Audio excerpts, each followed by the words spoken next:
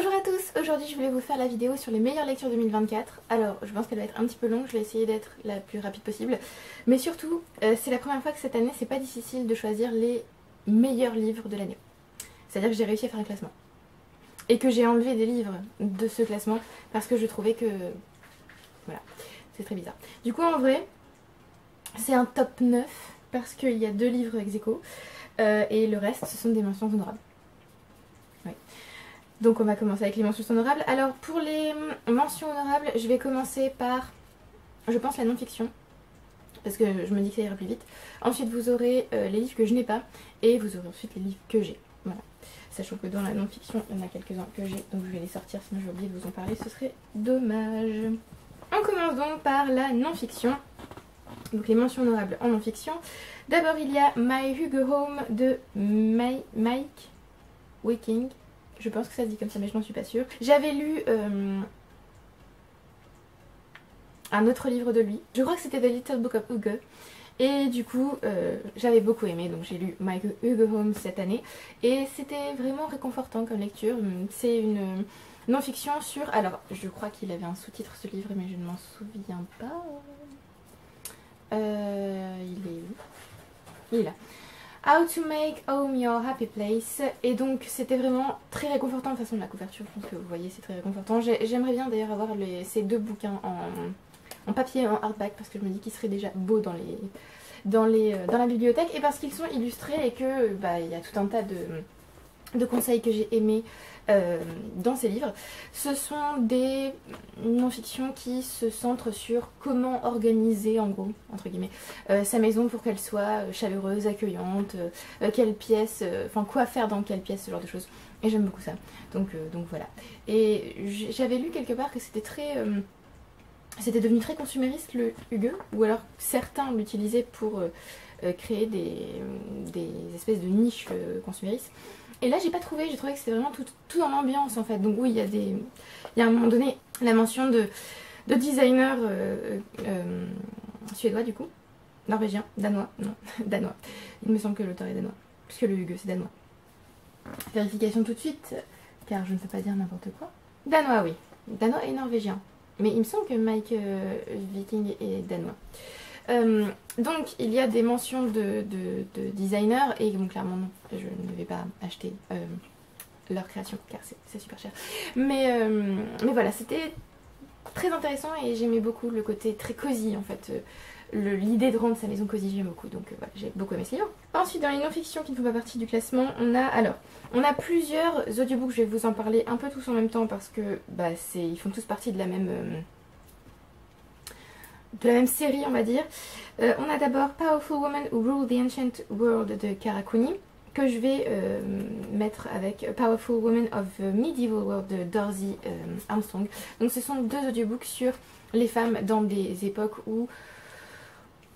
On va dire que ce sont des époques qu'on imagine, en tout cas très centrées sur les hommes. Et on se souvient beaucoup de figures historiques masculines dans ces époques. Et donc là, ces femmes, qui sont des historiennes du coup, spécialisées dans ces époques. Donc Cara Cooney est spécialiste de l'Antiquité, surtout il me semble centrée sur l'Égypte. Et Dorsey Armstrong est, elle, plutôt spécialiste du Moyen-Âge. Et donc ces femmes nous parlent enfin ces autrices nous parlent de femmes dans ces époques. Et j'ai vraiment adoré parce que du coup ça m'a fait découvrir des figures historiques que je ne connaissais pas, d'autres que je connaissais déjà, mais bon, c'est toujours bien de se rafraîchir la mémoire.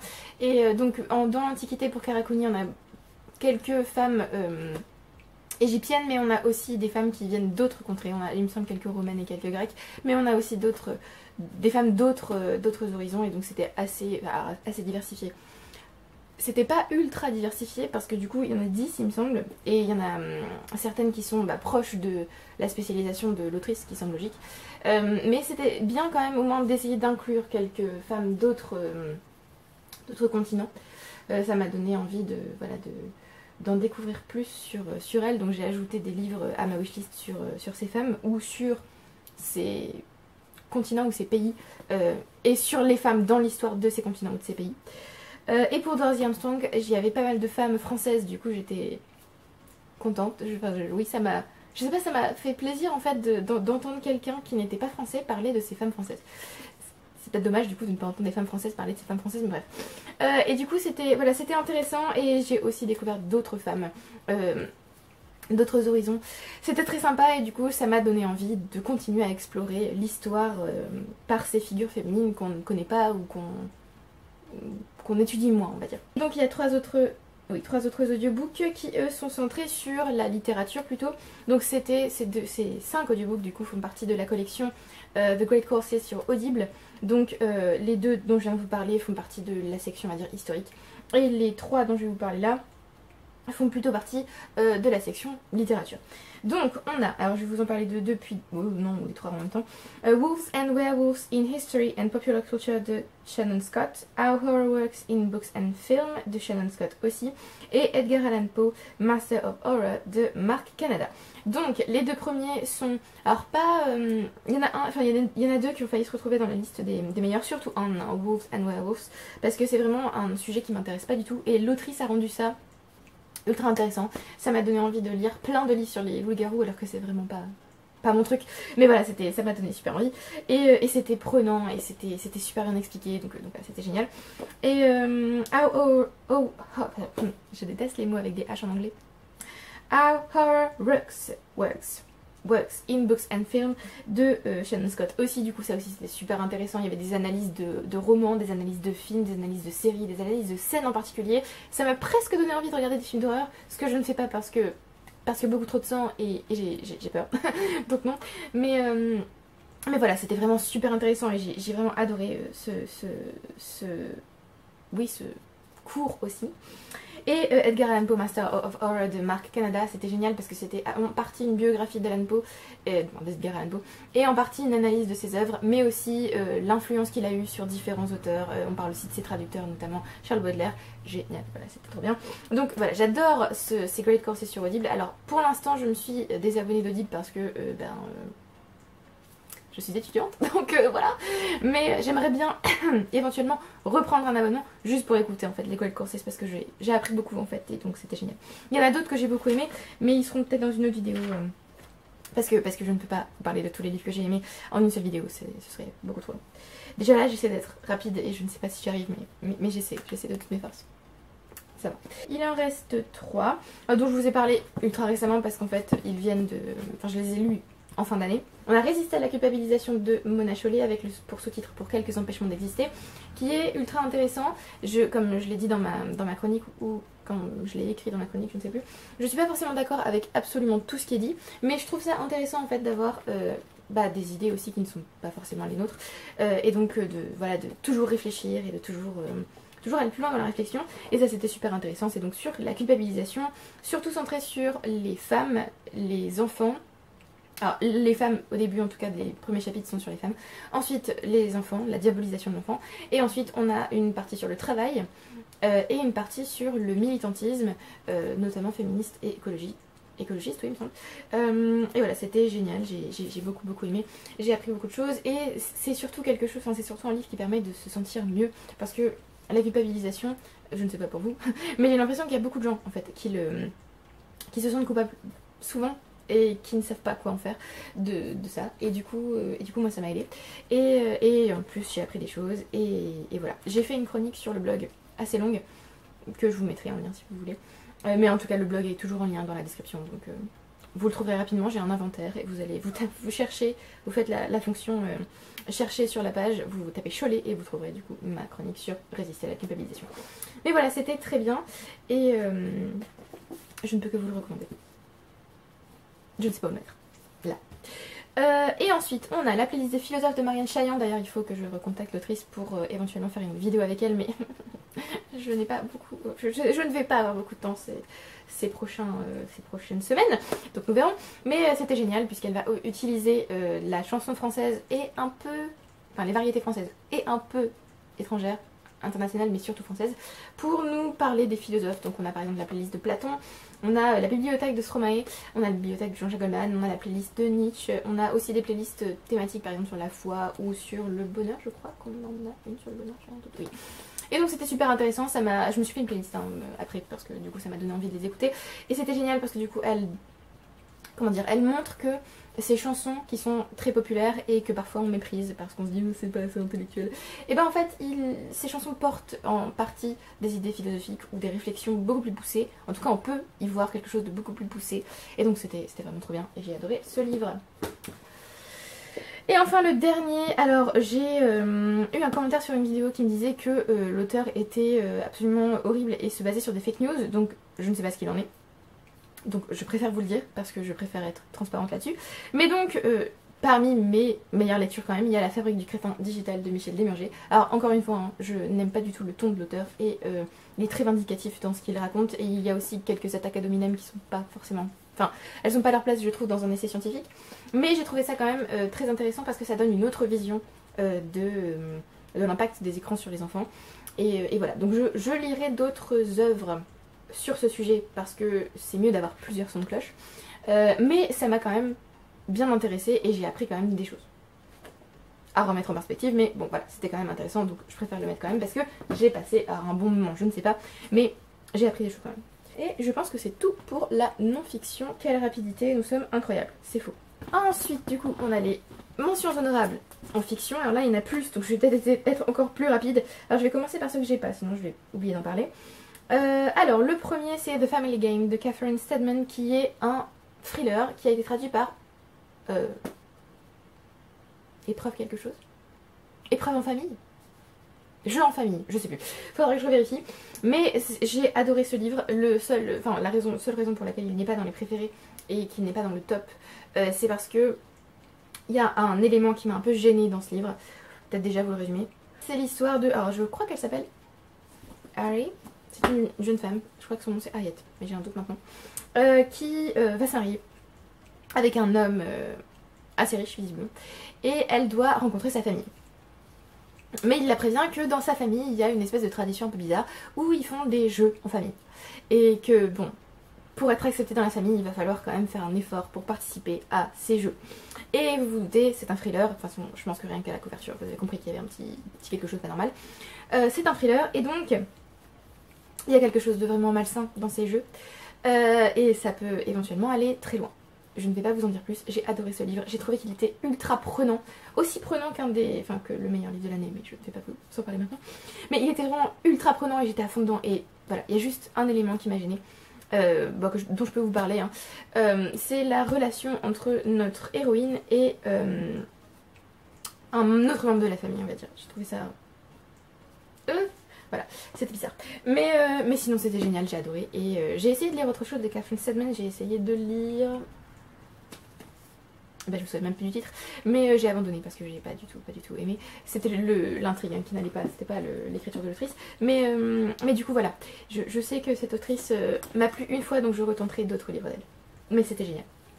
De toute façon c'était l'année des thrillers et des crime mystery, donc voilà, génial. Ensuite un autre livre que je n'ai pas, Changer l'eau des fleurs de Valérie Perrin, qui était, comment dire, un petit séisme, hein, parce que c'était, je m'attendais pas du tout à ça. Ce livre m'avait été recommandé par une élève il y a longtemps, puis j'ai vu que ma soeur l'avait, et je lui ai demandé si je pouvais lui emprunter, sachant que j'allais pas le lire tout de suite. Ça faisait quand même 700 pages, il me semble. Donc je me suis dit que bon, ça allait être long. Et en fait pas du tout, c'était ultra prenant et c'était pas du tout long, et c'était dur, c'était très dur. On va suivre Violette, me semble-t-il. J'ai beaucoup de mal avec les noms de personnages en ce moment. Violette donc qui est gardienne de cimetière et qui... enfin en gros un homme va venir un jour lui demander s'il peut déposer une urne. Et cet homme va déclencher, on va dire, une vague de souvenirs. Et voilà. Et c'était... Alors il y a un élément... Il n'est pas dans les meilleurs parce qu'il y a un élément que j'ai pas trop aimé dedans. En rapport avec les relations entre les personnages. Voilà. C'était... Non. En fait il y a des tropes que j'aime pas et du coup s'ils se retrouvent dans mes livres et qui sont encensés entre guillemets, ou en tout cas que c'est pas un problème, ça va me gêner. Là ça m'a un peu gêné du coup, mais ce livre était vraiment trop bien, c'était beau, c'était ultra violent. Par contre il y a des moments où j'étais... Ah ouais, ok. Mais sinon c'était vraiment très très beau et ça m'a donné envie de devenir gardienne de cimetière, mais tout va bien, tout va bien. Alors ensuite, il nous en reste deux et on passe au meilleur, pas du tout, et après on passe au physique, je dis n'importe quoi. Il nous en reste deux que je n'ai pas. Il reste Somewhere Beyond the Sea de T.J. Klune, que j'ai écouté en audio comme le tome précédent et le tome précédent, du coup The House in the Cerulean Sea était mon meilleur livre de l'année. L'année dernière avec If We Were Villains. Celui-là du coup ne fait pas partie des meilleurs de l'année. C'est une de mes meilleures lectures, mais voilà, il n'est pas dans le top.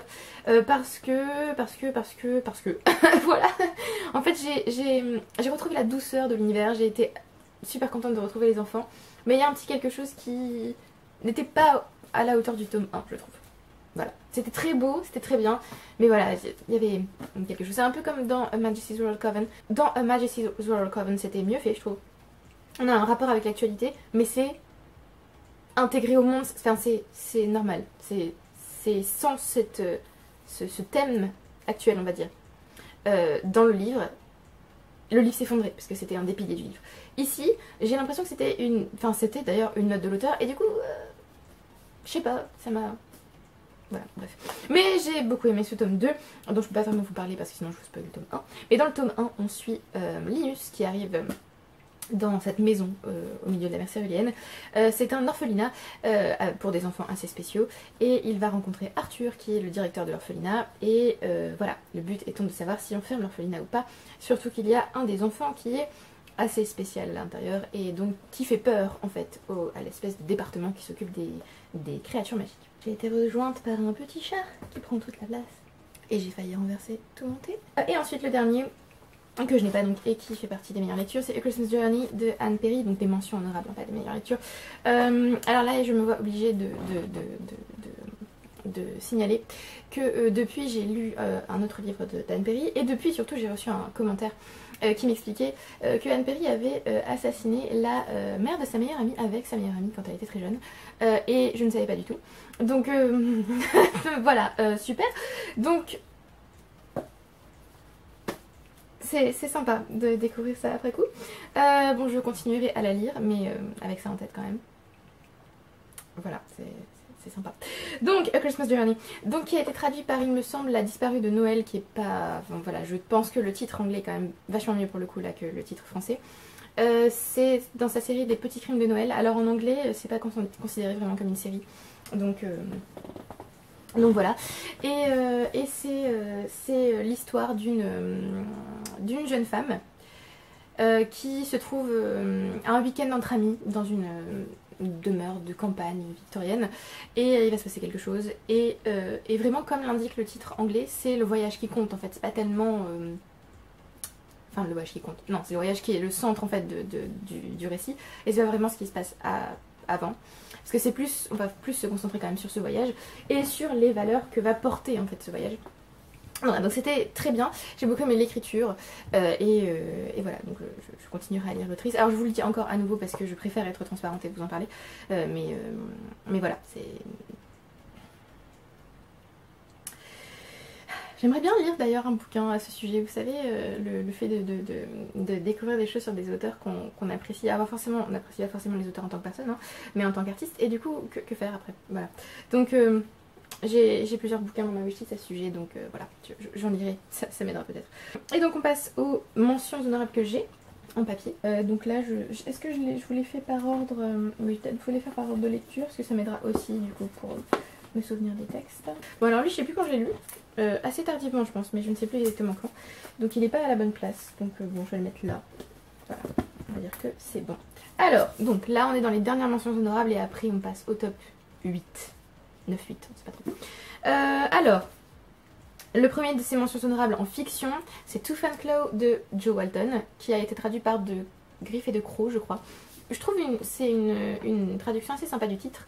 Je pense que si j'avais été en meilleure forme livresque au moment où j'ai lu ce livre, il aurait fait partie des meilleurs, enfin des préférés. Mais au moment où je l'ai lu, c'était clairement... le moment où j'en pouvais plus en fait de ne pas avoir de lecture que j'adorais, que je lisais des livres et je me disais mais ça aurait été vraiment un truc énorme si j'avais été en forme. Donc voilà, donc clairement il était génial ce livre, j'adore ce mini hardback, voilà, je l'adore. Je lirai d'autres livres de Jo Walton. Pour vous résumer clairement, enfin clairement, je sais pas si c'est clair, mais pour vous résumer un petit peu le roman, je l'ai vu comparé à... Enfin, je l'ai vu décrit comme ça, donc c'est ce que je vais vous dire aussi. Hein. C'est Orgueil et Préjugés, mais chez les dragons. Et c'est génial. J'ai trouvé ça ultra inventif. En même temps, on voit bien la reprise des normes de la société dépeintes par Jane Austen. C'était vraiment trop bien. Et par contre c'est un peu plus violent. Et il y a c'est de la fantaisie quoi, donc c'est plus... Voilà. Mais il y a le côté un peu hypocrisie de la société, il y a aussi le côté personnages féminins qui du coup doivent se marier pour accéder à un rang social supérieur. Il y a aussi quelque chose d'assez horrible dans la condition de ces personnages féminins, mais je vous laisserai découvrir ça. Et voilà, j'ai vraiment beaucoup aimé. Il y a des moments un peu violents. Dès le début, il y a un dragon qui en mange un autre, j'étais là. Ah, donc on fait ça. Bah d'accord. Donc voilà, donc c'était vraiment très sympa et ça m'a stressée un petit peu comme un Jane Austen. C'est-à-dire que c'est très bizarre, mais quand je lis Jane Austen, j'ai besoin d'arriver vite à la fin parce que je veux savoir s'ils vont réussir à être ensemble. Parce que du coup c'est centré sur des personnages qui tombent éventuellement amoureux, hein, évidemment. Et du coup j'avais vraiment besoin de savoir si ça allait bien finir pour eux, parce que du coup comme c'était certes une réécriture entre guillemets de Jane Austen, je me suis dit que ce serait peut-être le cas, mais peut-être pas vu ce qui se passait dans le texte. Donc voilà, j'étais stressée, comme à chaque fois que je lis un Jane Austen. Donc bravo Jo Walton, c'est incroyable. Et je vais lire d'autres livres d'elle, c'est sûr. Voilà, j'ai trouvé ça vraiment ultra bien fait. Donc si vous aimez Jane Austen et que vous aimez la fantasy, ou que vous voulez tenter, hein, parce qu'il y a aussi des gens qui n'en lisent pas et qui éventuellement pourraient être tentés, c'était génial. Je vous le recommande fortement. Ensuite on a Chocolat de Johanna Harris que j'ai lu en avril je crois, hein, pour Pâques, parce que c'était clairement indiqué. Et lui il fait pas partie des meilleurs parce qu'il y a un élément à la fin que j'ai vraiment pas apprécié. Mais sinon c'était génial, j'ai adoré l'écriture, je me suis doucement laissée immerger dans le livre. Et clairement c'était un livre où je me suis dit c'est pas grave si je le lis pas vite, c'est pas grave si je mets un petit peu de temps à le lire, c'est pas grave si... Voilà, c'était juste, j'étais tellement bien dans ce livre, c'était vraiment... C'était un petit cocon. Donc c'est une soft fantasy parce qu'il y a un petit côté magique. Et je m'y attendais pas d'ailleurs, donc c'était vraiment bienvenu. Et c'était doux, c'était... Oh, j'ai vraiment beaucoup aimé. Juste la fin, il y a un élément... Voilà, mais c'était très doux. Et donc je pense que je regarderai le film avec, il me semble, Johnny Depp. Oui, je crois. Et Juliette Binoche, j'ai un doute. Donc peut-être que je le regarderai, mais c'était vraiment, voilà, doux. Et j'ai acheté le tome 2, mais en fait comme j'ai eu du mal avec la fin, voilà, je sais pas. Ouais. D'ailleurs, c'est encore le trope là. En fait, c'est un truc qui revient dans presque tous les livres que j'ai aimés qui ont fait baisser ma note en fait, parce que vraiment ce trope, j'aime pas du tout. Mais peut-être que je vous referai d'ailleurs une vidéo sur les tropes que je déteste. Je la revisionnerai parce que j'ai déjà fait cette vidéo, si ça vous intéresse, hein, parce que peut-être ça a évolué entre temps, je ne sais pas. Mais voilà. C'était génial, je vous le recommande fortement si vous avez besoin d'un petit moment de... Voilà. Et puis c'est mieux de le lire à Pâques puisque c'est centré sur les chocolats et sur Pâques, donc c'était vraiment très bien. Et c'était très bien écrit, c'est aussi pour ça que j'ai adoré. Ensuite on a un livre, alors qui est là, qui se retrouve dans les meilleurs parce que c'est vraiment un livre léger entre guillemets, qui m'a juste passé un super moment, c'est-à-dire je l'ai lu, j'étais trop contente et voilà, donc c'est ce que j'attends de ce genre de livre. C'est un Marie récalcitrant de Cassandra O'Donnell, le deuxième tome des Sœurs Charbret, donc c'est une duologie. Et c'était juste fun en fait, voilà, c'était juste... Visiblement les romances historiques ce sont les romances qui me conviennent. Et les romances tirées par les cheveux historiques c'est visiblement ça. Alors en plus il y a tout un tas de tropes que que je déteste ordinairement. C'est-à-dire que le manque de communication par exemple, ou le fait qu'un personnage féminin... comment dire, en fait que les personnages ne se comprennent pas parce qu'ils communiquent pas. Et que le personnage masculin soit tellement... Enfin qu'on puisse interpréter complètement différemment en fait ce qu'il fait. Enfin voilà, il y a tout un tas de choses que j'aime pas normalement dans le livre. Et là je sais pas, c'est passé. Sans doute parce que j'avais beaucoup aimé le tome 1 et que du coup j'avais envie de finir la duologie et de lire le tome 2. Vraiment j'ai passé un très bon moment. C'était fun, c'était léger, c'était sympa, voilà. Pas grand chose d'autre à dire. Mais du coup c'est oui, une des lectures dont que je garde en mémoire de manière très... voilà, c'était très sympa. Il n'y a rien de... Voilà, d'énorme, hein. C'est même plutôt cliché. Mais je sais pas, ça m'a fait du bien. Donc si vous voulez... D'ailleurs il y a une nouvelle édition qui est sortie avec la duologie complète dedans, avec une belle couverture. Et je crois que le livre a été... Enfin les 2 tomes du coup ont été réédités, retravaillés en fait pour cette édition. Donc voilà. Mais oui, j'ai passé un bon moment.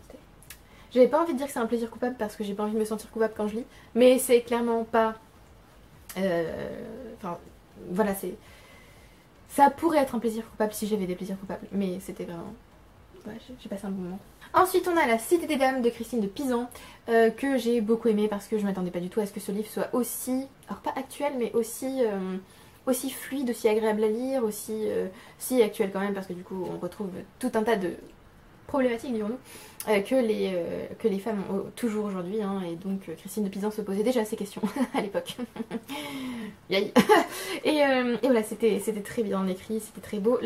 L'orthographe a été modernisée parce que je pense que j'aurais eu beaucoup plus de mal à lire Christine de Pisan dans le texte directement. D'ailleurs, il y a une collection de lettres gothiques chez le livre de poche où les classiques sont en ancien français, il me semble. J'ai un doute maintenant que je dis ça. C'est peut-être les lettres gothiques mais bilingue. Parce qu'il me semble que justement la collection lettres gothiques, c'est pas. C'est avec l'orthographe modernisée, mais j'ai un gros doute. Faudrait que je vérifie ça. Mais bon, donc vous avez une collection lettres gothiques spécialisée dans les textes du Moyen-Âge. Et oh là, c'était génial. Donc c'est, pour résumer rapidement, c'est Christine de Pisan qui se pose des questions sur la condition féminine et sur peut-être l'infériorité des femmes par rapport aux hommes, puisqu'elle ne comprend pas pourquoi, en gros, la société est aussi misogyne. Et elle se demande, est-ce qu'ils ont raison, en fin de compte? Est-ce que les femmes sont inférieures aux hommes? Et est-ce que les femmes, du coup, ne devraient pas attendre plus de la vie et juste obéir aux hommes? Et donc il y a 3 allégories qui arrivent, raison, droiture et justice, qui vont faire comprendre à Christine que non, pas du tout, et qu'elle a raison de s'indigner du fait que des hommes soient misogynes. Voilà, donc c'était super intéressant. Et elle nous parle du coup de tout un tas de femmes de l'Antiquité et du Moyen-Âge, et bien sûr, comme nous sommes au Moyen-Âge, au 14e ou 15e siècle, je ne sais plus quand le livre est sorti exactement, mais donc elle nous parle évidemment beaucoup de religion et donc de saintes, et c'était ultra intéressant. Et j'ai aussi beaucoup aimé, parce que du coup j'en ai pas trop parlé, mais j'ai aussi beaucoup aimé, je pense, le côté très...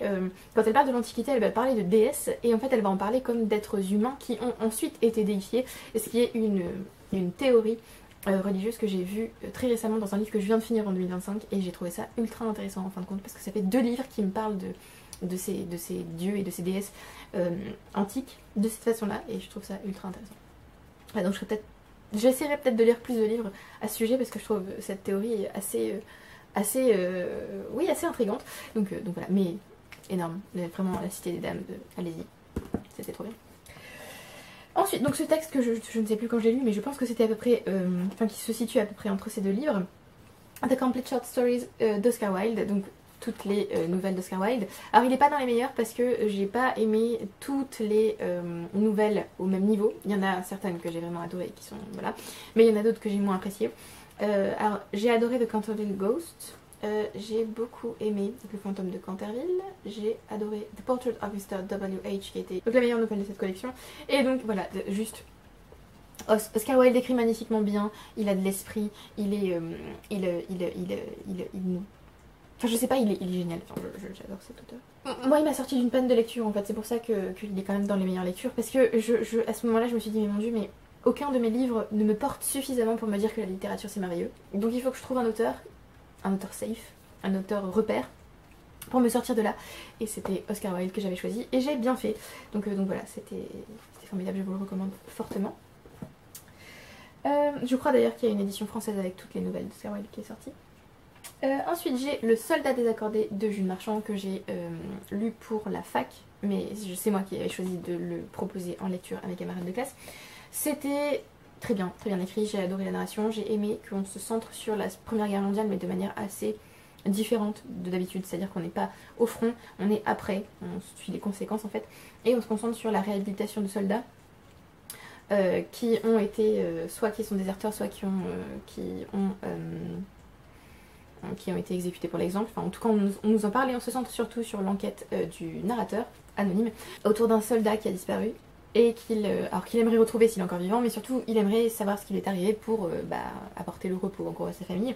Et voilà, j'avais trouvé ça, j'ai trouvé déjà le concept assez beau, j'ai beaucoup aimé la narration qui est très orale. Et j'ai annoté de partout le texte, j'ai vraiment beaucoup aimé ce livre qui m'avait été recommandé par une amie qui est professeure d'histoire et géographie, et elle a raison, il est formidable. Et j'ai vraiment beaucoup aimé. Et voilà, je vous le recommande fortement. Sachant que du coup j'ai découvert un nouveau trope que j'adorais dedans. Mais oui voilà, dites-moi si vous voulez une vidéo sur les tropes, peut-être que je vous ferai une vidéo sur mes tropes préférés et les tropes que j'aime pas. Dans la même vidéo, je sais pas où c'est barré, mais dites-moi si ça vous intéresse. Mais voilà, je vous le recommande, c'était vraiment très bien. Et il y a Mishka qui dort, et je pense qu'elle rêve, parce que du coup elle bouge. Donc c'est très mignon. Il nous en reste deux, il nous reste Les Indiens d'Hervé Letellier que j'ai beaucoup aimé, donc membre de l'Oulipo, et c'est un recueil de poèmes. La première partie, donc Les Indiens, ce sont des poèmes qu'il adresse à son fils, et la deuxième partie, Maraboulipien, c'est d'autres choses assez... enfin ça fait penser un peu aux exercices, enfin, clairement même, aux exercices de style de Raymond Queneau qui lui aussi était oulipien. Et donc voilà, je vous le recommande si vous voulez découvrir, c'était très sympathique et c'est voilà, des jeux de mots, des jeux sur les références et j'aime beaucoup. Et le dernier, c'est La Curée d'Émile Zola, évidemment. Alors je ne le mets pas dans les meilleurs parce que déjà je l'ai lu en fin d'année, donc bon, il n'a pas encore tenu la distance, mais je pense qu'il le fera aisément. Et je pense que ce ne sera pas non plus mon préféré des Rougon-Macquart. Mais c'était très bien écrit, évidemment, c'était vivant. Paris devient, enfin le Paris de l'époque devient vivant sous nos yeux, et c'est aussi toute allégorique et très cruelle, et on voit toute l'hypocrisie de la société, et voilà, c'était... génial, mais j'adore l'écriture de Zola, donc j'ai l'impression qu'en fait je ne peux pas détester de livres de Zola, rien que parce que j'adore son écriture. Donc peut-être qu'un jour j'en détesterai un, mais pas parce qu'il sera mal écrit, mais parce que je n'aimerais pas l'intrigue. Voilà. Et on arrive aux meilleures lectures de 2024, incroyable, n'est-ce pas? Alors, donc je vous ai dit, c'est un top 8, hein. Donc un top 9 en réalité, parce qu'il y en a deux qui sont de mon 3. Je vais quand même vérifier que je vous ai parlé de tous les autres parce que je n'aimerais pas en avoir oublié un. Non, visiblement j'en ai pas oublié, parfait. Donc je vous les ai classés et je vais vous en parler dans l'ordre inverse du classement, c'est à dire qu'on va commencer par le numéro 8 et on va finir par le numéro 1. C'est quand même beaucoup plus sympa comme ça. Alors c'est pas le numéro 8 du coup, c'est le numéro 7. Ah non, c'est bien un classement, c'est bien un top 8 en fait. Parce que du coup il y a 7 places et il y en a 2 qui occupent la même place, donc c'est bien un top 7. Alors on passe au dernier, je vais essayer de les prendre sans vous les montrer, ce serait vraiment trop dommage que vous soyez spoilés. Ça m'embêterait beaucoup. Alors je pense pas qu'il y ait de grosses surprises hein, dans ce top 7, du coup j'allais dire 8 encore. Mais je pense pas qu'il y ait de grosses surprises, mais bon quand même. Alors, le 7, en numéro 7, on a un audiobook que j'ai lu, c'est une non-fiction. Alors j'allais dire c'est la meilleure non-fiction, mais non, parce que du coup il y a une autre non-fiction qui est passée au-dessus.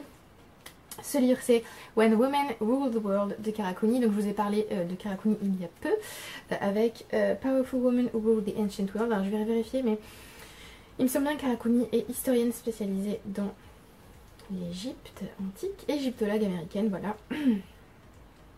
Égyptologue et archéologue américaine, professeure d'art et d'architecture égyptien à l'université de Californie à Los Angeles, spécialisée dans la production. Et ça s'arrête là. Donc dans la production, attendez, où est-ce ah oui, la production artisanale, l'étude de sarcophages et l'économie du monde antique, particulièrement de l'ère des Ramessides, donc des 19e et 20e dynasties. Elle a une chaire au département de Near Eastern Language and Cultures à UCLA. Très sympa. Voilà, donc je suis désolée que ce premier livre préféré ne soit pas traduit, mais donc il n'a pas encore été traduit en français. Peut-être qu'un jour votre humble servante pourra le traduire, ce serait merveilleux.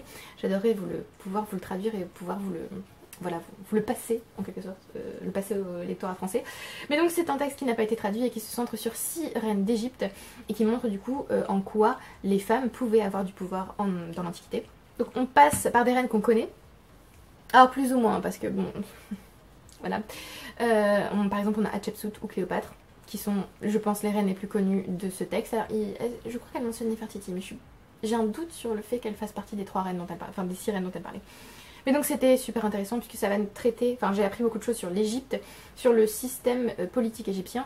Alors par exemple, il n'y a pas le terme de pharaon, ça n'existe pas, hein. Il y a le pharaon, donc c'est le roi. Et les femmes, elles, ont un autre type de pouvoir, c'est plutôt un pouvoir religieux, parce qu'elles sont aussi grandes prêtresses quand elles sont reines. Et enfin grande prêtresse, je sais pas si on peut dire grande prêtresse, mais c'est un peu ce que j'ai compris.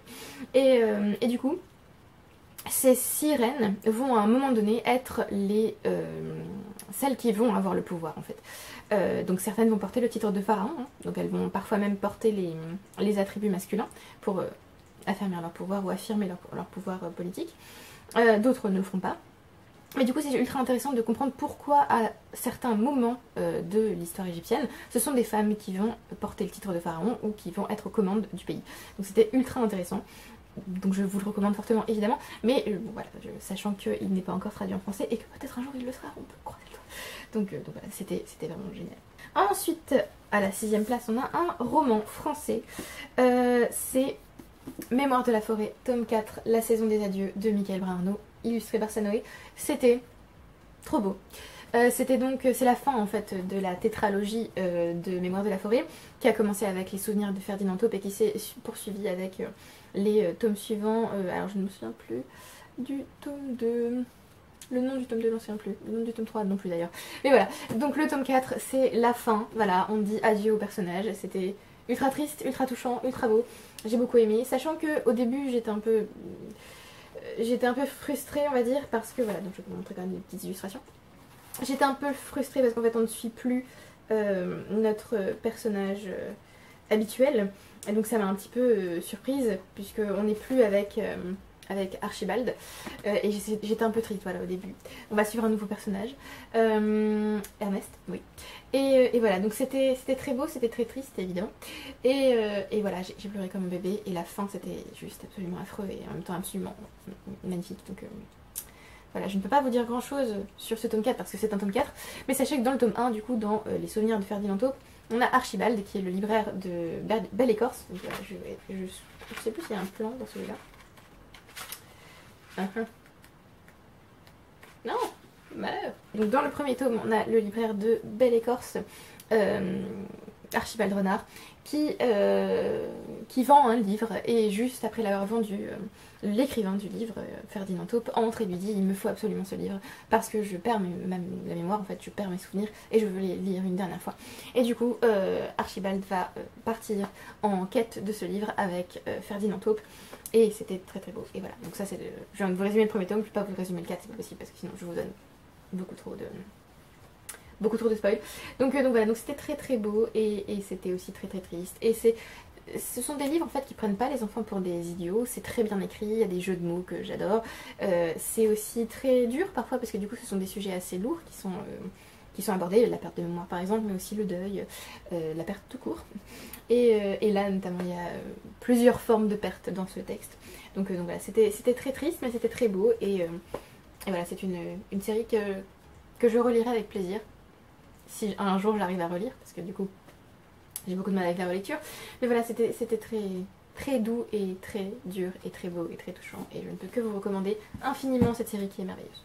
Et en plus l'auteur est tout à fait sympathique. Pour la 5e place de ce top 10 qui n'est pas un top 10, on a La Cité des Brumes oubliées de Sachiko Kashiwaba qui a inspiré... Alors attendez, je ne sais plus lequel. Qu'est-ce qu'il a inspiré? Le Voyage de Chihiro, je crois. Il me semble que c'est celui-là qui l'a inspiré, mais j'ai un doute. Oui, ce texte, il est là. Et j'ai fait une chronique normalement. Alors, il aurait inspiré, il l'a inspiré, même si même pas il aurait inspiré, Le Voyage de Chihiro de Hayao Miyazaki. Alors, c'est un Ghibli qui m'avait traumatisé quand j'étais petite. Hein. C'était le seul que j'avais vu et j'en avais plus jamais regardé parce que ça m'avait... Voilà, ça m'avait coupé l'envie. Et entre temps, je les ai pas tous revus parce qu'il y en a certains que j'avais envie de voir, mais j'ai vu tous ceux que je voulais voir. Donc j'ai revu donc, Le Voyage de Chihiro et j'ai beaucoup aimé quand même. Adulte, ça passe un peu mieux. Il y a quand même des scènes qui me traumatisent, mais ça va. Et du coup, La Cité des Brumes oubliées, c'est un roman japonais pour enfants qui va se centrer sur Lina, qui va partir seule dans un lieu assez isolé pour les vacances. Et j'ai trouvé ça très très doux, j'ai vraiment beaucoup aimé. Alors il y a des petites choses, bon il est quand même dans le top parce que vraiment c'était un vrai moment de douceur que j'ai adoré. D'ailleurs je vais essayer de retrouver ma chronique et de vous en parler peut-être un peu plus. Il y a un autre texte de l'autrice qui s'appelle La Maison des Égarés, je crois que j'ai très très envie de lire. Mais voilà, j'ai trouvé ça... très doux, les personnages étaient très touchants, j'ai passé un très bon moment, j'avais envie de rester là encore plus longtemps. J'ai eu très peur parce que la fin, j'ai eu l'impression que ça allait devenir ultra... un peu cruel et en fait non. Et donc voilà, c'était vraiment très très doux et j'ai passé un très très bon moment. Et voilà, j'ai trouvé que l'atmosphère était à la fois cosy et enchanteresse, j'arrive plus à parler. Et enchanteresse donc. Et j'ai aimé que ce soit pas ultra facile pour l'héroïne, qu'elle ait besoin de faire des efforts pour être acceptée. La fin, oui, voilà, j'étais... Mais il y a surtout des petits moments qui m'ont gênée. Des petits éléments pour la petite Lina, donc notre petite héroïne. Le fait qu'on lui dise de pas trop manger parce que sinon elle va grossir, ça c'était vraiment très bizarre. Voilà. Et aussi le fait que bah, elle peut mettre la table alors qu'il y a un petit garçon qui est là, bah lui il peut pas, c'est un garçon. Les filles, elles peuvent mettre la table, mais les garçons ils peuvent pas. D'accord, mais bon voilà, j'ai quand même adoré ce texte, donc il est dans mes préférés. Ce que j'ai gardé vraiment, c'était le côté enchanteur, le côté cosy, le côté, voilà, les personnages touchants, tout ça, c'était formidable. En 4, je vais essayer d'être rapide car Mathieu revient. En 4, on a la meilleure non-fiction que j'ai lue cette année, hein, qui a donc surpassé When Women Rule the World. Hein, bravo à ce livre qui avait franchement du pain sur la planche parce que When Women Rule the World vraiment était là-haut. C'est The Last Duel, A True Story of Crime, Scandal and Trial by Combat in Medieval France d'Eric Jagger, je ne sais pas. Donc il a été traduit par Le Dernier Duel, je crois. Il y a eu un film que j'ai vu avant de lire le livre, c'est d'ailleurs le film qui m'a donné envie de lire le livre. J'adore cette édition, vraiment. Elle est illustrée avec des... Alors, déjà je trouve, voilà, je sais pas, je trouve qu'elle est vraiment cool. Et il y a des... Je vais y arriver, voilà, ça c'est le début du chapitre, c'est trop bien, je trouve ça génial. Je trouve qu'il y a un vrai travail sur l'esthétique du livre en plus du texte lui-même. Voilà, et donc c'était vraiment trop bien. Alors, je vais essayer, voilà, quand vous avez les parties, vous avez ça. Vous avez des illustrations, hop là. Voilà, donc c'était vraiment top. Et donc ça va traiter du dernier duel effectif, hein, du dernier duel judiciaire en France, donc au Moyen-Âge, entre Jean de Carouge et Jacques le Gris. Parce que Jacques le Gris est accusé d'avoir violé la femme de Jean de Carouge, donc Marguerite de Carouge, par Marguerite de Carouge elle-même. Et donc on va avoir en fait toute l'histoire. On va avoir donc l'histoire du procès, l'histoire avant le procès, on va avoir les conséquences un petit peu. Et j'ai vraiment eu l'impression que Eric Jagger faisait vivre le Moyen-Âge. En fait, j'ai vraiment eu l'impression d'être dans les rues. C'était génial. J'ai appris tout un tas de choses sur la justice médiévale. Et j'ai trouvé ça mais formidable. C'était incroyable. J'étais complètement dedans. Il y a aussi des photos dans le texte. C'était top. J'ai trouvé ça vraiment trop bien. Donc à la fois j'ai appris, à la fois j'étais immergée dans le texte, à la fois c'était bien écrit. C'était vivant, j'ai eu l'impression de... Enfin, c'est un peu... J'aime pas trop quand on dit ça des non-fictions, qu'on a l'impression que ça se lit comme un roman, mais j'ai vraiment... C'était aussi immersif qu'un roman en fait. Donc c'était trop bien. Et bon, alors ça traite quand même de viol, donc c'est quand même assez lourd. Mais on nous parle du coup de justice et de loi au Moyen-Âge en France. C'était trop bien. C'était trop bien. J'ai adoré ce livre. Pour le coup, celui-ci a été traduit, donc vous pouvez vous le procurer et le lire. C'était trop bien. Et le film est aussi très bien. C'est différent on va dire puisque dans le film on va avoir les versions des 3 personnages, donc on va avoir 3 parties dans le film, alors que là on a vraiment l'histoire de manière beaucoup plus linéaire, donc c'était vraiment génial. Je ne sais pas quoi vous dire de plus, mais c'était trop bien. Et il y a aussi beaucoup de préjugés sur le Moyen-Âge qui sont un peu démystifiés ici, donc j'ai adoré. Génial, vraiment, lisez-le, il est trop bien. On arrive au top 3. À chaque fois je me dis mais c'est bizarre, il me reste 4 livres, pourquoi top 3? Mais oui, je sais pourquoi. Alors, sur la 3e marche du podium. Waouh, j'avais un truc bizarre. Je crois qu'il y avait des feuilles de thé au fond de mon thé, c'est pas grave. La 3e marche du podium, donc je vais essayer de vous ouvrir ma chronique parce que je ne peux pas vous parler de ce livre en mode youhou. Je suis obligée de vous parler plus avant de ce livre. Sachant que lui non plus n'a pas été traduit et que celui-là vraiment j'adorerais le traduire. Je sais pas si ça vous plairait que je vous en parle, mais je pense monter un projet de traduction pour ce texte, et je sais pas si ça vous intéresserait en fait que je vous parle de mes projets de traduction ou des livres que j'aimerais traduire, de mes démarches, de ma vie de traductrice, on va dire, même si je ne suis pas encore traductrice professionnelle, mais voilà, je me demande si ça vous intéresserait, mais bon, si jamais, dites-moi. Mais du coup, c'est Catherine House d'Elizabeth Thomas qui n'a pas encore été traduit et que j'ai adoré, mon dieu. Il a été détrôné par détrôné, il a jamais tenu la première place parce que la première place est tenue par un livre que j'ai lu en début d'année et qui est génial. Mais il a été détrôné par contre de la 2e place par 2 autres livres, donc je vous montrerai après. Mais voilà, Catherine House, c'était formidable. C'est un mélange de roman gothique et d'espèces de science-fiction étrange, avec une narratrice qui veut être très détachée de sa vie, mais qui n'y arrive pas tout à fait. On est dans un établissement scolaire, Catherine House, qui va demander à ses étudiants de rester enfermés pendant 3 ans au sein de l'établissement. Ils ne peuvent pas sortir, ils ne peuvent pas avoir de communication avec l'extérieur. Ils doivent vraiment être dévoués à Catherine House. Et il se passe des choses étranges dans cet établissement scolaire. J'ai adoré ce livre, j'ai adoré ce livre. Il n'est pas aimé par beaucoup de monde en fait, parce que j'ai vu la note générale sur Goodreads. Il n'est pas vraiment... voilà, c'est pas un livre qui est apprécié énormément. Mais moi j'ai trouvé ça génial. Je sais pas, j'ai trouvé une atmosphère parfaite. Enfin je sais pas, il y a un côté très oppressant dans cet établissement. Et en même temps, on est bien dedans. Vous savez, cette espèce de mélange d'atmosphère cosy et oppressante que j'adore. Et ben je l'ai retrouvé dans Catherine House, comme je l'ai retrouvé dans le premier, le livre qui est au top là. J'ai trouvé que c'était génial. Il y avait ce groupe de personnages dans lequel on se sent bien et en même temps, est-ce qu'on s'y sent vraiment bien? Voilà, il y a aussi un côté un peu... bon alors ça je sais pas trop si je peux vous en parler parce que ça vous spoil, mais il y a un côté un peu... étrange. Mais étrange, bizarre, étrange, malsain. Avec des espèces de cérémonies. Donc ça je peux pas trop vous en parler parce que ça vous spoil éventuellement. J'ai adoré l'écriture qui est assez poétique, assez... Le terme en anglais ce serait eerie, c'est pas féerique mais il y a un côté détaché, mais... Enfin je sais pas trop comment décrire cette écriture, mais je l'ai adoré. C'est séduisant et en même temps c'est repoussant. Enfin voilà, il y a tout un côté gothique et un côté ambivalent dans ce texte que j'ai vraiment adoré. Oui, donc j'ai écrit que les phrases étaient assez courtes, c'est assez... Il y a un rythme assez spécial, mais j'ai trouvé ça vraiment, ça marchait super bien. Le personnage, comme je vous le dis, est assez détaché, et du coup le lecteur, quand il lit, se dit mais est-ce qu'elle est vraiment détachée? Est-ce qu'elle veut vraiment, est-ce qu'elle ne ressent vraiment rien? Ou est-ce qu'elle ne veut rien ressentir? Voilà, c'était assez, voilà, j'ai adoré. Il y a aussi beaucoup de mentions d'odeurs et de couleurs que j'ai trouvé ça vraiment trop bien. Donc je vous l'ai dit, vraie atmosphère, et du coup c'est ça que je cherche dans certains livres et que je ne trouve pas et qui me font détester ces livres, ou en tout cas qui me déçoivent beaucoup.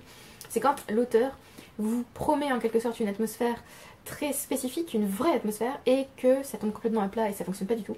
Et là ça fonctionnait super bien. Et donc c'est un roman de Dark Academia en fait, clairement. Puisqu'on a à peu près tout ce qu'il y a dans le Dark Academia, c'est-à-dire un groupe d'étudiants qui est dans une école très exigeante et qui se retrouve à boire, à utiliser des drogues, tout ça. Donc voilà, il y a aussi des scènes sexuelles. Et tout ça dans un cadre académique. Donc voilà, on a un petit peu tout, mais c'est... Voilà, je sais pas pourquoi, mais dans ce genre de livre, l'alcool et les drogues dans les livres, je déteste ça. C'est vraiment un trope que... non. Mais ça fonctionne vachement bien dans ce genre de texte. Et ça me dérange pas.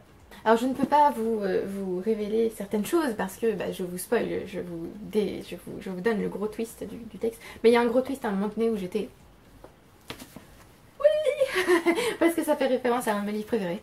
Et donc c'était génial. C'est là que ça devient plus oppressant encore. Et c'est là où on se dit, le personnage va réagir. Et peut-être pas. Mais voilà, j'ai adoré la fin par contre, qui est une fin ouverte, où on ne sait pas, enfin on ne sait pas exactement. Moi je pense qu'on sait. Je pense que c'est vraiment facile de se dire ouh. Mais c'est quand même une fin ouverte parce que du coup, on ne sait pas. Enfin, je veux dire, la fin ne donne pas la réponse. C'est au lecteur de décider quelle est la réponse. Et j'ai adoré ça. Et c'est aussi, ça fait aussi référence du coup à ce texte dont je ne peux pas vous parler parce que voilà. Donc je vais vous faire une petite section spoiler. Donc, section spoiler. Ce livre va faire référence à Frankenstein puisqu'à un moment donné, on va découvrir que le gros secret de l'école, c'est que dans des espèces de sarcophages, je sais pas comment les appeler, des tanks, enfin, voilà, dans des espèces de caissons, voilà, des caissons c'est mieux. Dans des espèces de caissons, il y a des étudiants qui sont morts ou qui ont donné leur corps à l'école et qui sont réanimés. C'est-à-dire qu'ils sont ressuscités dans des espèces de créatures qui sont pas capables de vraiment parler longuement, et qui sont toujours accompagnés par des autres étudiants ou par des membres de la faculté, et qui sont bizarres. Et oui, en fait, ils sont effectivement morts et réanimés. Donc il y a une espèce d'expérience scientifique qui se passe avec du plasma. Et c'était génial. Et du coup, la fin me semble vraiment coller aussi avec Frankenstein, puisqu'on a cette espèce de menace sous-jacente qui n'a pas disparu et qui est toujours là. Et je trouve ça génial. Fin du spoiler. Et donc voilà, j'ai vraiment adoré. Est-ce que je peux encore vous dire quelque chose? Oui, j'ai quand même mis que à la fin de ma chronique sur Goodreads que ça représentait bien aussi le côté l'univers très difficile et très exigeant de l'académie en fait, l'univers académique très exigeant où en fait c'est un peu comme les prépas hein, où vous devez travailler non-stop pour exceller et il n'est pas sûr que vous excelliez. Donc voilà, ça représentait bien mon expérience de la prépa où tu n'as pas de vie sociale et tu ne fais que travailler. Yay. Donc voilà, donc c'était génial, j'ai adoré. C'était ambigu, enfin la fin en tout cas était vachement ambiguë. Même le texte est ambigu en fait parce que on ne sait pas trop quoi penser de cette narratrice. C'était génial, je vous le recommande fortement. Bon, il n'a pas été traduit, mais peut-être qu'un jour je pourrai le traduire, j'adorerais, donc voilà, on ne sait jamais. croisons les doigts. On arrive aux deux ex-aequo qui se trouvent donc sur le podium, médaille d'argent donc. Est-ce que je vous les présente tous les deux en même temps? Non, je vais d'abord vous présenter celui-là et je vous présenterai l'autre après. Bon, non, je vais les présenter en même temps, parce que de toute façon, ils sont ex-aequo, donc... Alors par contre, je vais galérer, parce que, voilà. C'est L'été de la sorcière de Kao Nashiki et Le Comte de Monte Cristo d'Alexandre Dumas, avec donc ces deux tomes. Donc je vais vous parler d'abord de L'été de la sorcière. Donc c'est l'histoire de Mei, qui est une petite fille, qui apprend, donc c'est la première phrase du texte, littéralement, je peux vous la lire. Hein. La sorcière de l'Ouest est morte. Voilà, c'est littéralement la première phrase. Et donc elle apprend la mort de sa grand-mère et elle va se souvenir de l'été qu'elle a passé avec elle. Et c'était vraiment très beau, très touchant. C'était aussi très triste, je vous préviens. Puisque, alors, le texte est divisé en 4 parties. Mais comme me l'a conseillé une amie, et je pense que je vais vous passer aussi ce conseil parce qu'elle avait raison. Vous lisez la première partie. Vous vous arrêtez là. Imaginons, alors moi c'est ce que j'ai fait du coup. J'ai fini la première partie le soir, noyée dans mes larmes. Et le lendemain matin, j'ai lu les 3 autres parties qui sont très courtes. Alors là vous avez la première partie et là vous avez le reste. Donc en fait ça fait un peu office de nouvelle en quelque sorte. Et oui, il vaut mieux s'imprégner de la première partie, la finir, pleurer sa race, clairement. Et ensuite revenir vers le texte. Parce que c'était vraiment très beau, c'était vraiment très triste, c'était vraiment très touchant. Et je ne sais pas quoi vous dire. En fait ça revient vers... C'est vraiment clairement un texte qui... montre une petite fille qui découvre une vie très très simple en lien avec la nature, avec un petit peu de magie quand même, hein, parce que c'est pas pour rien que la grand-mère s'appelle la sorcière de l'Ouest. Donc vous avez un petit peu de magie et c'est très touchant et c'est aussi, ça parle aussi du deuil évidemment, et de la perte et des regrets. Et voilà, du coup j'ai pas envie de trop vous en dire. J'ai fait une chronique aussi sur Goodreads et sur le blog il me semble. Et voilà, c'est juste très doux, très beau, mais comme je vous l'ai dit, très triste. Donc préparez-vous. Mais voilà, j'étais complètement immergée dedans et c'était juste magnifique. Voilà. J'aime ce livre. J'ai cru qu'il allait détrôner le premier, mais non, j'avoue le premier. Mais je l'aime d'amour ce livre. Et je l'ai offert à une amie qui l'a aussi beaucoup aimé et que ça a fait pleurer aussi. Mais voilà, je vous préviens, il est ultra triste, il va vous faire pleurer, mais ça vaut le coup. Et j'ai lu en lecture commune avec les filles d'ailleurs. Il y a des filles d'ailleurs qui me l'ont conseillé puisqu'il y en avait déjà 2, il me semble qu'ils l'avaient lu.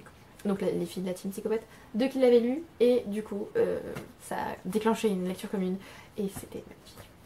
Et donc Le Comte de Monte Cristo, évidemment, hein, que j'ai lu cet été, qui veut toujours me tuer ce livre, que j'ai lu cet été quand j'étais malade, mais vraiment malade, puissance 1000, et il m'a fait traverser la maladie, dirons-nous. Oh non, j'étais vraiment pas bien.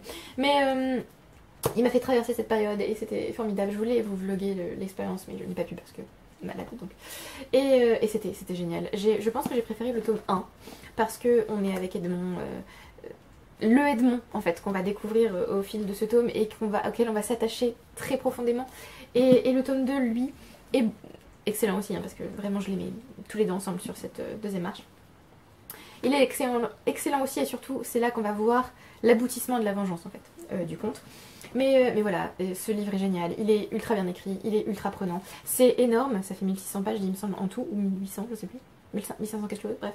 C'est très long, mais c'est ultra prenant, on voit pas les pages passer, on est vraiment très attaché à Edmond. On a envie qu'il réussisse, surtout, contrairement au film. Edmond va être un vrai personnage auquel on peut s'attacher, parce que je trouve que c'est pas le cas dans le film.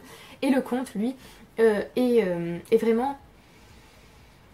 Il n'est pas seulement là pour punir ceux qui l'ont trahi, on va dire, mais il est aussi là pour récompenser ceux qui l'ont aidé et je trouve que c'est pas mis en valeur du tout dans le film. Et là vraiment, c'était vraiment... Ce livre est génial. Je ne sais même pas quoi vous dire de plus sur ce livre. Il a tout, il est bien écrit, il a des personnages qui sont vivants et qu'on va détester ou qu'on va adorer. Il ne prend pas son lecteur pour un idiot, il est subtil, il va lui donner des pistes, lui permettre d'interpréter.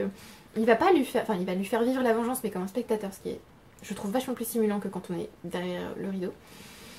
C'était génial, les dialogues sont top, même les longs chapitres où des personnages nous racontent des histoires sont ultra prenants parce qu'on est vraiment dedans. C'était génial. Vraiment, oui. C'est l'un des meilleurs livres que j'ai lu, clairement. Hein. Il aurait lui aussi pu prendre la place du premier livre, mais c'était formidable et voilà. Et c'était ultra prenant. Je ne sais pas quoi vous dire de plus. Lisez-le, c'est formidable. Même s'il est très très long, c'est vraiment, Les pages passent ultra vite et c'est formidable.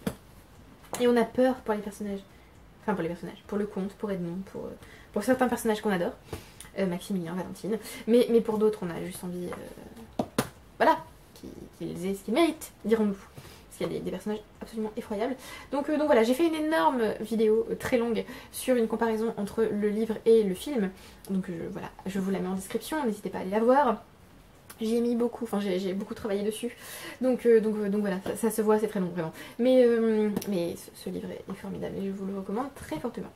Et on arrive au meilleur livre de l'année. Le meilleur livre de l'année, c'est The Writing Retreat de Julia Bartz, que j'ai lu en janvier. C'était mon premier coup de cœur et ça allait rester toute l'année. C'était génial. Je ne sais pas comment vous dire à quel point ce livre est génial.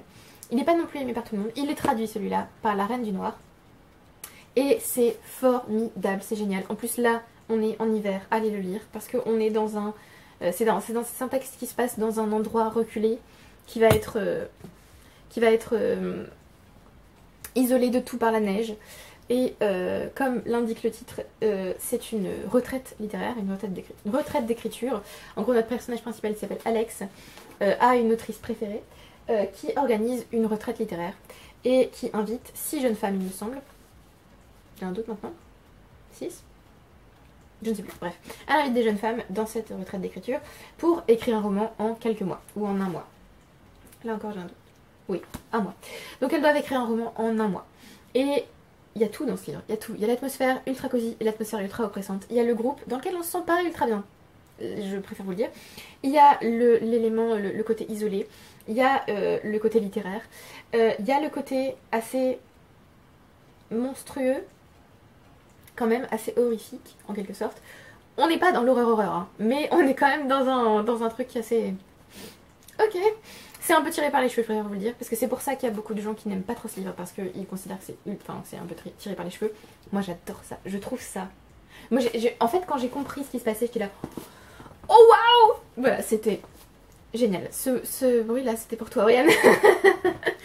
C'était génial, vraiment c'était génial. Que vous dire en fait, ce texte. Ouais, il est vraiment pas bien noté sur Goodreads, il a 3,42 sur 5, c'était pas ouf. Mais moi j'ai passé un ultra bon moment.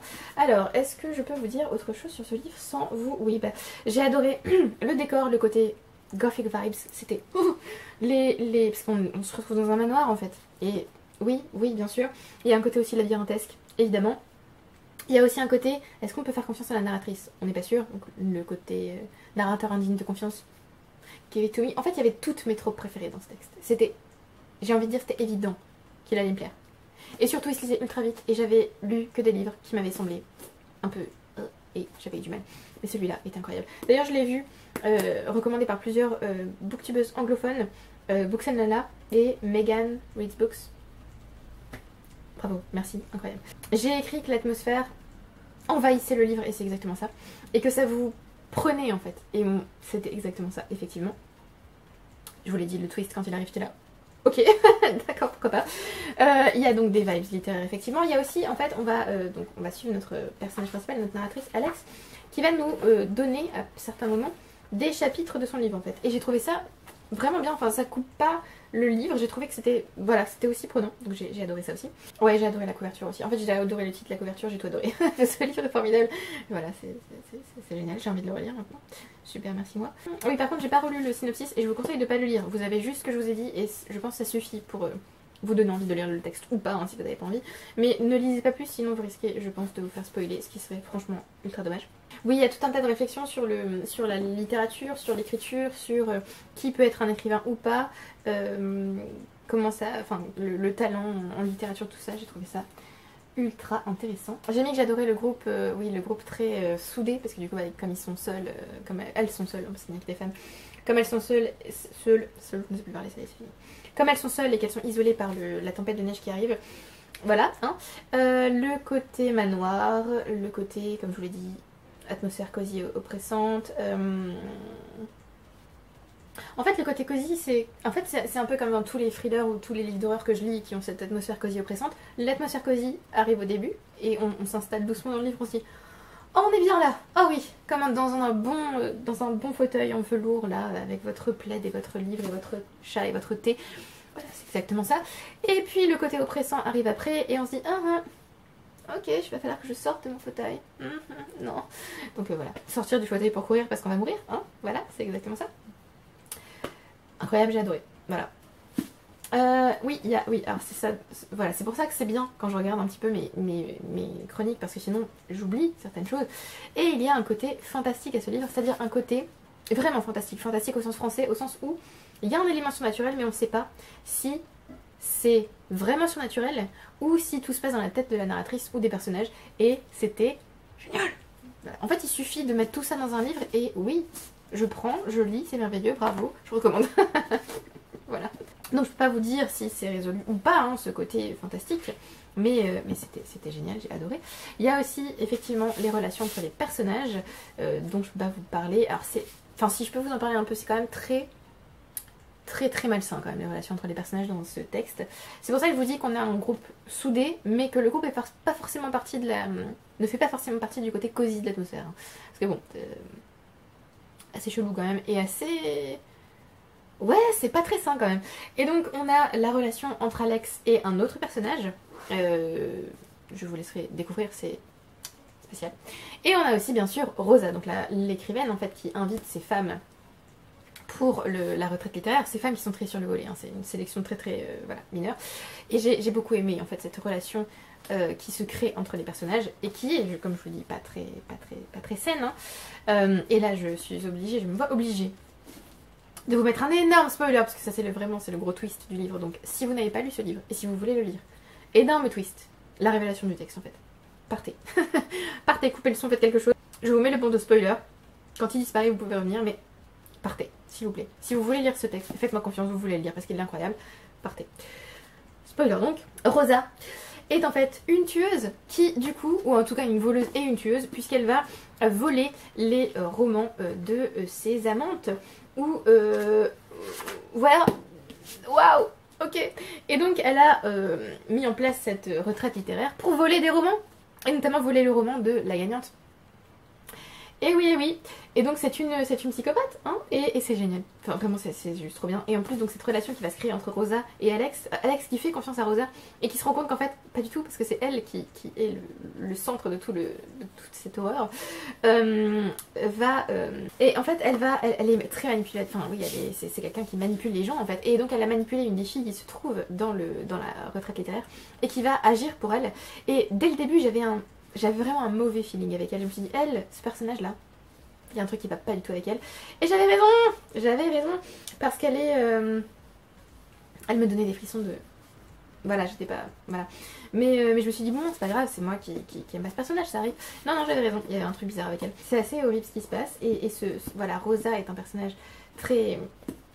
Un vrai personnage de méchant, de roman. Un personnage Gothic Villain parfait, qui manipule les autres et qui leur fait faire le sale boulot pour elle, ou qui tue elle-même, hein, ça arrive. Ouais, après j'ai développé sur le personnage de Taylor qui me semblait ultra dérangeant comme personnage. Mais donc oui, en fait le livre se concentre sur les relations abusives, les relations toxiques, les relations où on est manipulé par d'autres en fait, hein. Et jusqu'où peut aller une personne pour avoir ce qu'elle veut, à quel point quelqu'un peut devenir obsédé par quelque chose. Et ce que cette personne peut faire pour vivre dans le regard de quelqu'un qu'il aime, qu'il croit aimer, sachant que cette personne la manipule. C'était génial, et c'était ultra twisted. Enfin, ouais, c'était gênant, enfin c'était dérangeant comme livre, mais c'était génial. Et la fin est géniale, mais vraiment incroyable, puisque la narratrice qui a du mal à écrire, parce que quand même elle a vécu un truc absolument horrible, pratiquement tout le monde est mort, et voilà. Et en fait, elle finit par écrire, à nouveau, pour Rosa, ce qui est ultra malsain et génial. Enfin, je trouve cette fin incroyable. J'ai adoré l'écriture, j'ai adoré les personnages, j'ai adoré ce qui était fait, j'ai adoré le décor, j'ai adoré l'atmosphère, j'ai tout adoré. Et j'ai absolument adoré la toute fin, la dernière scène. À nouveau spoiler, attention, gros spoiler. La dernière scène du coup où Alex reprend l'écriture. Et où c'est en quelque sorte lié à... L'écriture est liée à la douleur. So no one would ever know, no one could ever know, but some small secret part of me would keep writing for her. C'est-à-dire qu'elle va continuer à écrire pour Rosa, ce qui est assez horrible.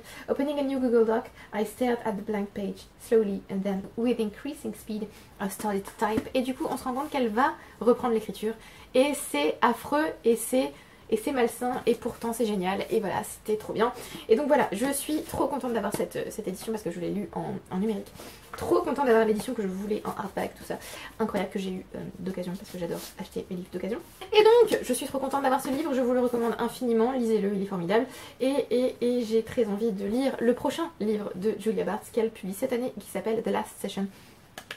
Voilà, trop hâte. Et parce qu'il y a aussi une théorie dans ce texte qui me donne envie de savoir si ça va se réaliser entre guillemets dans le deuxième texte de l'autrice. Je ne peux pas vous en dire plus, mais c'était génial, c'était mon premier livre préféré de l'année et il le restera pour 2024. Et donc voici ma petite pile de livres. Vous avez ici le top, alors ils sont pas du tout bien mis, donc je vais vous les mettre bien quand même, ce serait dommage. Hop, là. Pardon, je ne veux pas te réveiller. Donc voilà, vous avez les meilleurs livres de l'année ici. Mon dieu, le comte de Monte Cristo est en train de souffrir le martyr. Pardon, je suis désolée. Voilà, les meilleurs livres de l'année, sachant qu'il en manque du coup deux que je n'ai pas en papier. Donc When Women Rule the World et La Cité des Brumes oubliées, que bien sûr je vais finir par m'acheter en papier. Et voilà, ils sont magnifiques, ils sont merveilleux, ils sont très lourds aussi, mais je vous les recommande fortement, ils sont incroyables. Et voilà, j'espère que vous avez passé un bon moment avec moi, j'étais ravie de vous parler de mes lectures préférées. Je vous parlerai aussi, j'essaierai en tout cas, de vous parler de mes lectures, des lectures les plus surprenantes de mon année et des lectures les plus décevantes. Peut-être que je vous ferai une seule même vidéo où je vous parlerai de tout, mais je pense que ça va être très long. Et bien sûr, il faudra que je vous parle des objectifs 2025 avec les pales, les objectifs, les sorties, machin, tout ça. Mais j'essaierai de vous faire cette vidéo du coup. Donc trop contente d'avoir pu vous parler de ces livres, j'espère que vous avez passé un bon moment, j'espère que vous lirez ces livres et que vous les aimerez autant que moi. N'hésitez pas à me dire du coup si vous avez lu ces livres, si vous avez envie de les lire maintenant que je vous en ai parlé. Dites-moi aussi quels sont vos livres préférés de 2024, merci à ceux qui aiment, qui commentent et qui s'abonnent et je vous retrouve bientôt pour une prochaine vidéo. Bye!